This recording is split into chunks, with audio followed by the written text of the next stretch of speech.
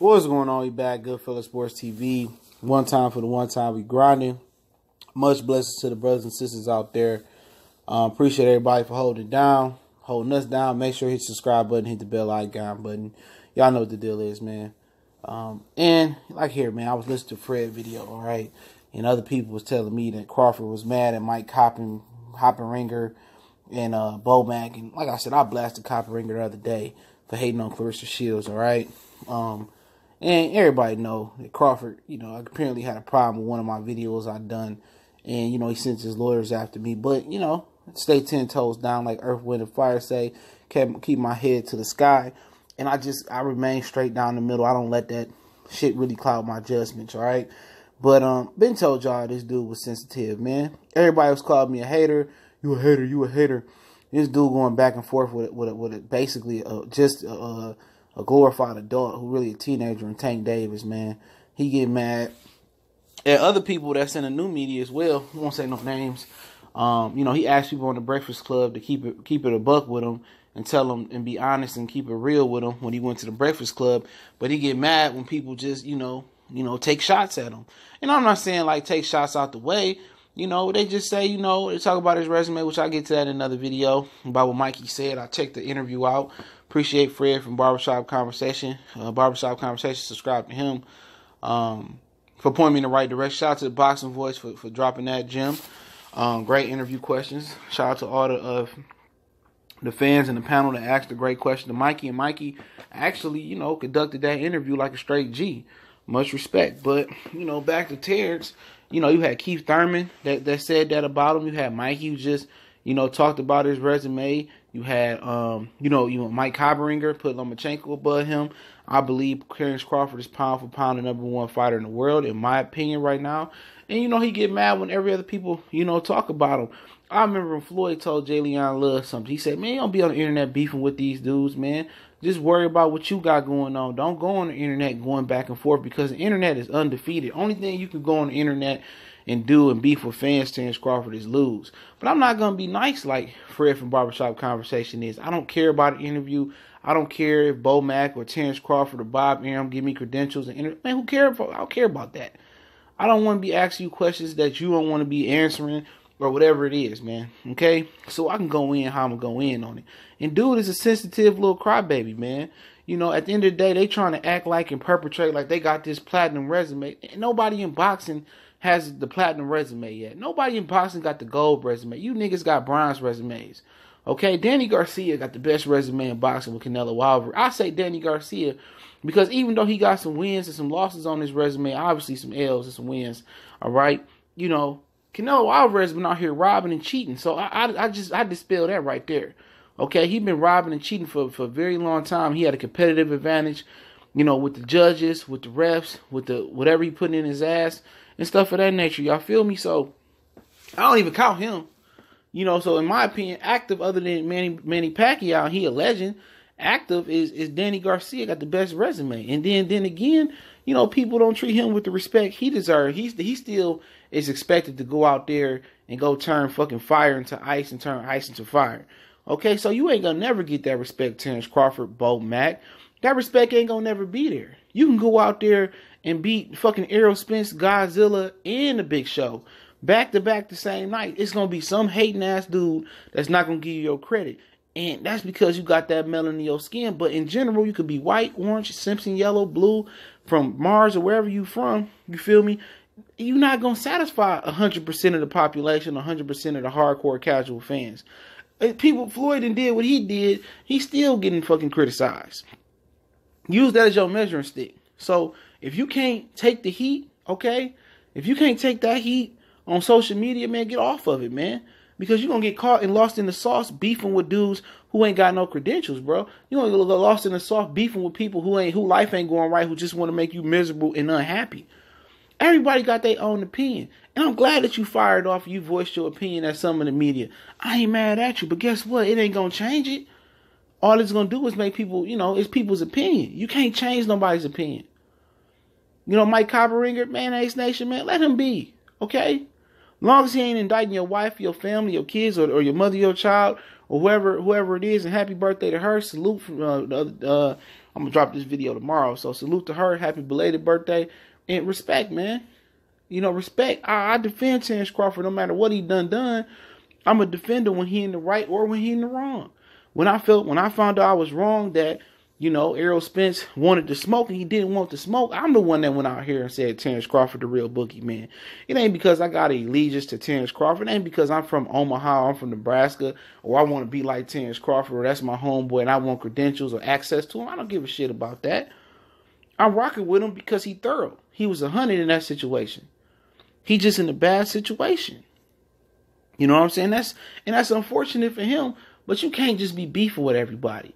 You know, and that's unhealthy for you. Okay, it's good to have a silent chip on your shoulder when you go up in the ring, but going in the ring trying to prove something, man, like the Jose Benavidez fight.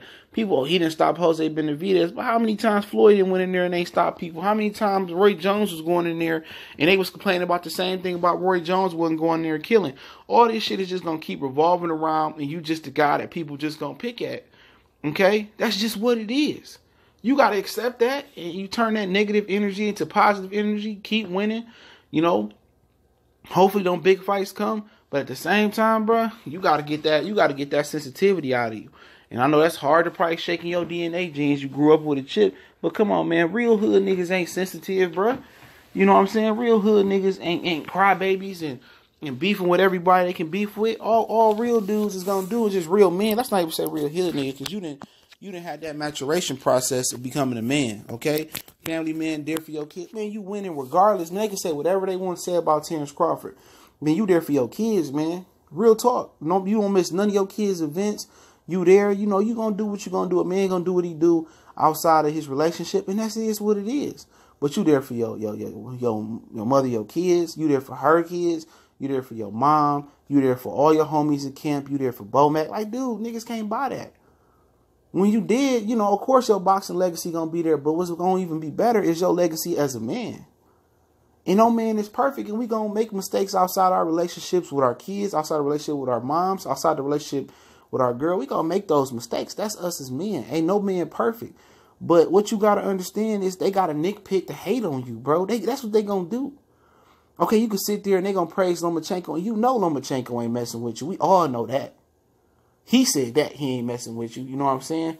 But that's just how they want to portray it. They want that great white hope.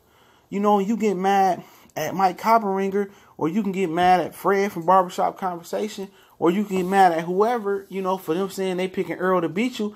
Best way to go ahead and serve that cold ass dish and put it in the freezer and serve it frozen is to go ahead and show them that you whoop Errol Spence. You know what I'm saying? But what first you got to do is channel that energy you putting out on people who picking Earl, or people that don't have you high on their pound for pound list, or people that they don't really kiss your ass and throw rose petals at your feet like you King Joffrey Joe, whatever his name was, from Coming to America. Channel that energy towards your team. Channel that energy towards your management. Channel that energy towards who you delegated to go out there and make that deal happen. Channel that energy towards Bob Arum, Todd DeBuff, Top Rank to go out there and get you a better opponents. So people won't be nitpicking your resume, which I'll get to that in the next video. Challenge that energy and put it towards some use that's going to get you progressive, because you ain't going to progress trying to battle the internet or battle the media. That ain't how it works. Only way you can battle the media and win, because you can't beat the internet. Only way you can beat the media, family, is by proving them wrong and beating Earl Spence and getting them fights and proving people wrong and beating the upper echelon opponents in your division. Other than that, people, it's always, even if you do that, they always going to come with somebody. Oh, he can't beat Sean Porter. Oh, he can't beat Keith Thurman. Oh, he can't beat this new fighter from Africa. Oh, he can't beat Regis Progress. He can't beat Josh Kelly. He can't beat Jared Ennis. He can't beat Devin Haney. He can't beat Virgil Ortiz. He can't beat Mikey Gardner. Man, the list gonna go keep going on and on and on. What you got to figure out this, when you first get your first real opponent in there, as far as elite 50-50 fighting, you beat the hell out of them. You know, and I believe that's what's going to happen. You going to get somebody in there that people respect, and people going to talk about you going to lose, because they did that versus Victor Postile. But motherfuckers act like that ain't really happened. I was out in the trenches, and people were saying, you know, you was going to lose to Victor Postile, how it was a 50-50 fight. And then when you made it look easy, they took it away from you. You know what I'm saying? I remember that.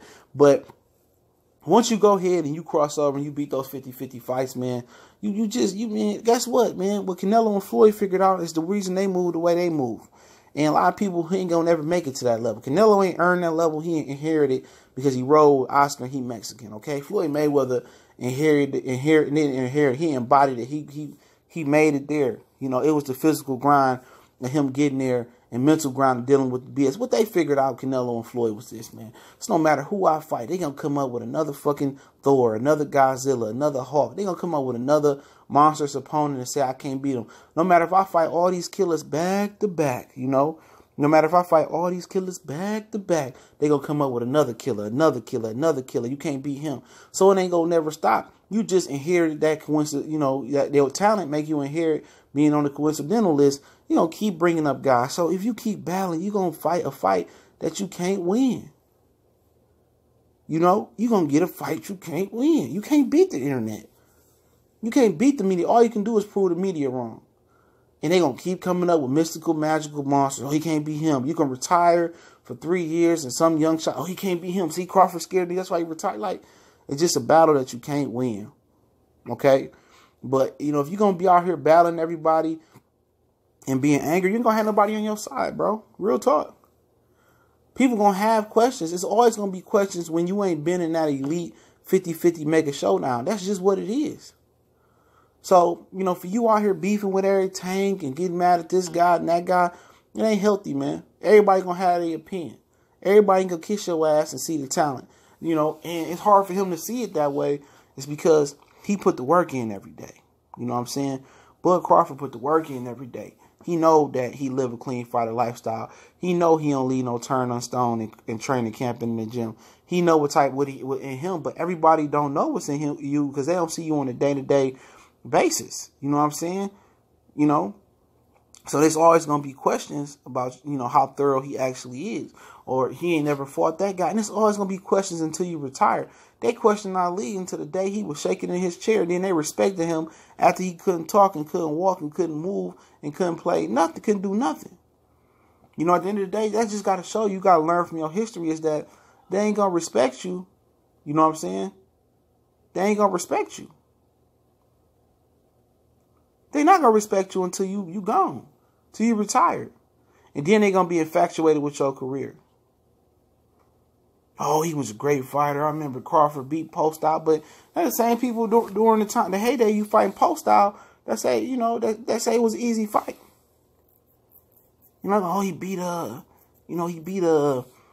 Gamboa, and he beat Ray Beltran. He had those some great fights. I'm telling you, same dudes that's talking bad about you, same dudes that's on some BS or whatever, man, they gonna be trying to be on your team at the end. Same thing with Ali, same thing gonna happen to Floyd and the rest of the people, man. They gonna put that respect on your name. You know, but right now you can't be upset with it. All you can do is control. Just control your situation. Control it. You know, take that energy and put it on top rank. That's where you put that energy at. All that negative energy you got boiled up, all that tough and that tight energy you got boiled up, all that this, you know, ferocity you got blown up. Put that on Bob Arum to go make them fights. To go dig in his fanny pack and go make them fight. That old man got the money to make any fight happen. Walt Disney got the money to make any fight happen, but it's Bob Arum that don't want to make it happen. And when you sign that contract, whoever advised you, your manager, your coaches, to sign that contract, if they didn't tell you the yin and yang about it, the good and the bad about it, the negative and the positive about it, then that's on you for going into that situation ignorant. So you can't get mad at everybody else because, you know, they know you ain't going to fight this guy, that guy, because who you with, because you're on the wrong side of the street. That's just what it is. If you let them pillow talk you into that bullshit, then, you know, you deserve all the backlash you get. Because any hardcore fan could have told you what was going to come with that. That Bob Arum ain't digging his pocket for nothing. Don't forget, he sent Lomachenko over to Showtime because he didn't want to win the purse bid to fight Gary Russell.